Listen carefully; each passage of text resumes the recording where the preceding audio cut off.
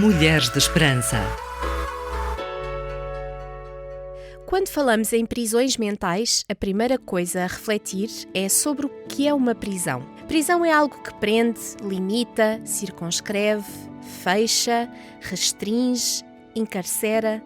Então quer dizer que uma prisão mental é ter a mente limitada, restrita ou fechada? Se a mente é infinita e ilimitada segundo as mais avançadas teorias científicas e a sabedoria das mais antigas tradições, será isso uma realidade? O pensamento, os sentimentos, os sonhos, quem é que os prende? Ainda antes de prosseguirmos, queremos relembrar às nossas queridas ouvintes para subscreverem o nosso canal no YouTube, partilhem com as vossas amigas o nosso podcast no Spotify ou Google Podcast. Gostaríamos muito que nos ajudasses a crescer e, quem sabe, a fazeres parte deste projeto incrível, tornando-te numa embaixadora. Basta nos contactares para explicarmos o que é que isso implica e poderás partilhar livremente as nossas publicações no teu perfil. Orar, ouvir, aprender, crescer e dar. RTM Mulheres de Esperança. Segundo as correntes neurocientíficas materialistas, a mente estaria, sim, circunscrita à capacidade de conexões sinápticas do cérebro. Como prender ou aprisionar trilhões de possibilidades de conexões neurológicas? Sónia, eu entendo que o cérebro não passa de um fantástico suporte físico-biológico da mente, assim como o computador é o suporte físico-técnico para o usuário criar apoiado nele. O potencial infinito da mente vai muito além das possíveis limitações do cérebro. Se não dá nem para circunscrever as conexões sinápticas do cérebro, muito menos possível travar ou aprisionar a mente. Isto que falamos não é nenhuma fantasia de ficção científica, como o Stranger Things. As prisões mentais são reais. Vemos as mentes da maioria das pessoas travadas, controladas, obrigadas a funcionar apenas dentro de um limitado campo de possíveis conexões e ligações com viseiras unidirecionadas. Parece contraditório, não é? Mas segundo os entendidos, podemos dizer que as viseiras e prisões mentais povoam as mentes das pessoas. Essas prisões mentais foram originadas ainda na primeira infância, através das mais diferentes modalidades de medos que eram incutidas nas mentes. O maior medo e também o mais comum é, sem dúvida, o de sentir-se rejeitado, excluído da convivência e do carinho das pessoas mais importantes. Logo, isso está associado ao medo de estar afastado dos pais, de não encontrá-los por perto, medo do abandono. Depois vêm as sequências disso. O medo da violência, que põe em causa a proximidade, o medo do escuro, de monstros derivados de rostos zangados e severos, de imposições quanto à maneira de estar, das repreensões, dos castigos. Pior que os castigos físicos são os psicológicos, ameaças de abandono, as chantagens emocionais exigindo submissão para não perder a conexão protetora, etc. No entanto, outro maior medo é o prolongar do medo, levando para planos sobrenaturais, o medo do castigo eterno, de privação definitiva do amor e aconchego divino.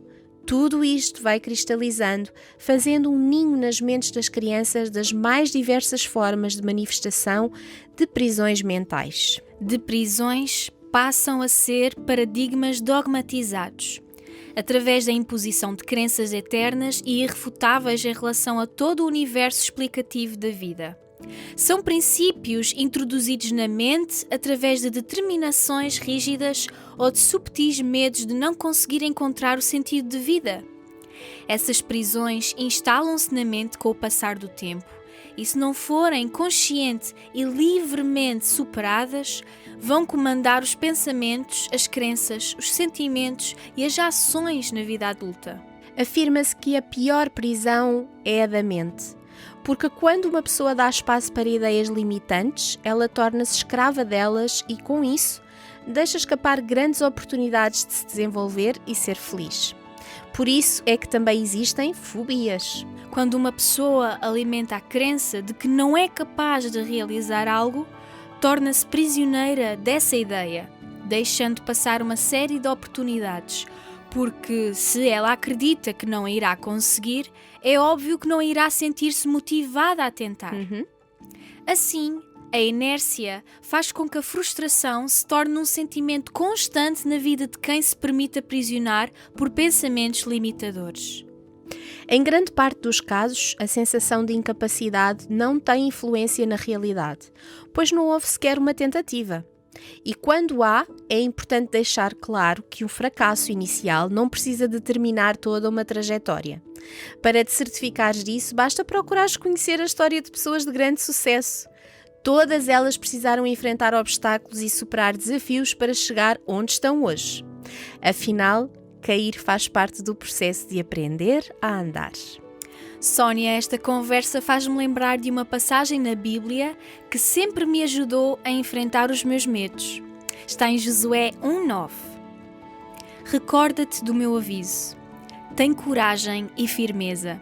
Não tenhas medo nem desânimo, porque o Senhor, teu Deus, estará contigo por onde quer que andares. Antes da morte de Moisés, Deus tinha escolhido o guerreiro Josué para sucedê-lo após o seu falecimento. A passagem bíblica deixa claro que Josué foi apresentado ao povo como sucessor de Moisés, mas o povo de Israel estava incontrolável, nervoso com a ausência de Moisés e com a falta de informação sobre o seu paradeiro. Com o desaparecimento de Moisés, quem deveria assumir a liderança do povo? Josué. Mas o guerreiro Josué teve medo de iniciar a liderança. A rebeldia era notória entre os líderes das 12 tribos que, persuadidos por Acã, não queriam submeter-se ao comando de Josué. Então, os complexos internos e o medo de enfrentar a rebeldia dos líderes das tribos deixaram-no bloqueado, preso. Um homem sem voz ativa e sem poder no comando. Este era Josué após o falecimento de Moisés.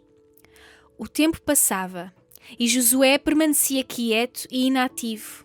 Foi aí que Deus apareceu-lhe e chamou-o à responsabilidade para que iniciasse logo a liderança que lhe foi confiada. Foi neste momento que Deus proferiu aquelas palavras que citámos anteriormente. Josué estava a permitir que o medo o aprisionasse e o impedisse de agir, de agarrar o touro pelos cornos, como se diz. No entanto, Deus o confortou e deu-lhe a segurança que precisava. Assim, Josué não deixou passar a oportunidade de superar o seu medo e de se desenvolver. Ele rapidamente adquiriu coragem e conseguiu ultrapassar o seu medo, tendo a convicção que Deus estava presente. Mulheres de Esperança, segue-nos no Facebook, Instagram e Twitter. Subscreve o nosso canal no YouTube e ativa as notificações. Estamos de volta para falar de prisões mentais, medo. É preciso seguir algumas etapas que te ajudarão a dar um novo significado a esses pensamentos, fazendo com que te deixem de bloquear as tuas ações e que se tornem motivação para te superares e ires mais além. Identifica as tuas crenças limitantes. Uau, isto é tão importante. As crenças são ideias que os seres humanos têm a respeito de si mesmos e do mundo ao seu redor, que são vistas por cada um como verdades absolutas. São pensamentos emocionais, psicológicos e muitas vezes irracionais, formados através de experiências e interações com o mundo. O que é considerado certo e errado, possível ou impossível, são exemplos de crenças e para ressignificá-las é necessário, em primeiro lugar, reconhecê-las, para que a sua origem seja identificada e a transformação possa acontecer. Alguns exemplos comuns de crenças incluem: eu não sou importante, ou eu não sou inteligente o suficiente, ou eu não mereço, ou eu sou muito jovem, as pessoas não me levam a sério, ou até mesmo eu sou muito velha, é tarde demais para começar. Anota as tuas crenças, pois ao te tornares consciente da existência delas, começarás a questionar-te mais antes de tomares algo para ti como verdade absoluta. Segundo, refuta as tuas crenças. Com a lista de crenças nas mãos, reflete a respeito de cada uma delas e escreve na frente factos que comprovem que não são verdadeiras. É interessante focar uma de cada vez para que tenhas tempo para pensar com mais atenção. Assim, poderás trabalhá-las dentro de ti, por ordem de prioridade. Em terceiro lugar, vamos falar sobre pensa nos efeitos dessas crenças na tua vida. Cada crença que carregas faz com que tomes ou deixes de tomar determinadas atitudes. Então, pensa nos efeitos que as tuas ideias limitantes causaram na tua vida, considerando coisas que deixaste de fazer por acreditar que elas eram reais e nas frustrações que experimentaste por causa disso. Se te tornares consciente em relação às oportunidades que deixaste passar por causa de maus pensamentos, farás com que o teu processo de mudança aconteça com mais rapidez. Contudo, é importante ter sempre em mente que o passado não pode mais ser alterado e é preciso considerar apenas o que pode ser feito daqui para a frente. É como diz na Bíblia, em Filipenses capítulo 3, versículo 13. É certo, meus irmãos, que eu não penso ter já conseguido isso, mas faço uma coisa, esqueço-me do que ficou para trás e esforço-me por atingir o que está diante de mim. 4. Encontra a origem das crenças. A expressão cortar o mal pela raiz é bastante verdadeira, pois uma transformação realmente acontece quando tu buscas a origem do problema. Dessa forma, é necessário mergulhar nas tuas memórias para entender o que fez com que essas ideias limitantes se formassem na tua mente. Pode até vir desde o tempo de criança. Nem mais.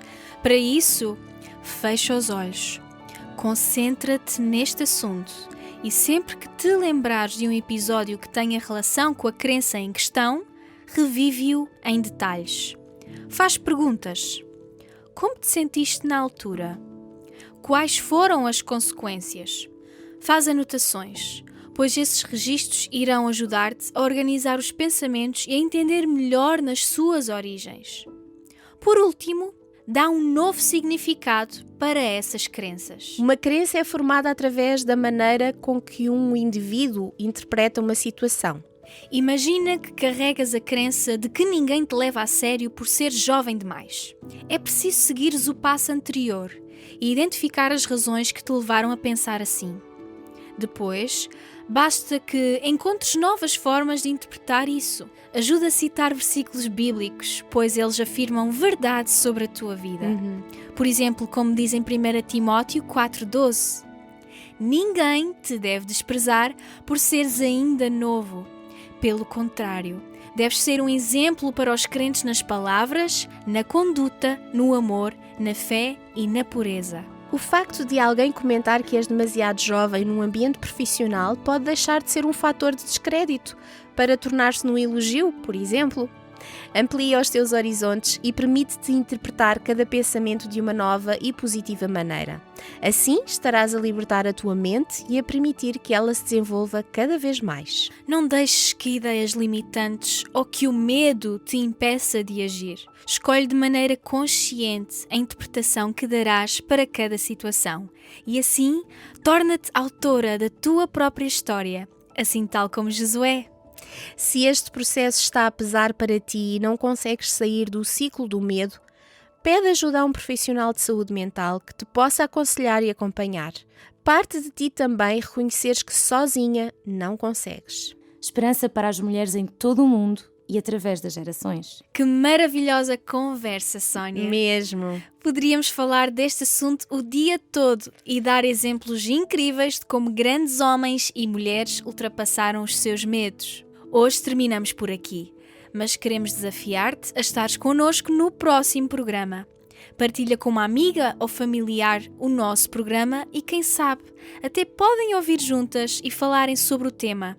Segue-nos nas nossas redes sociais, não te esqueças, e acompanha todo o nosso trabalho. Desejamos que encontres esperança hoje. Este programa foi produzido com donativos de pessoas que voluntariamente contribuem para este projeto. Ajuda-nos a levarmos esperança a todas as mulheres. Contacta-nos pelo e-mail mulheres@radiotransmundial.org.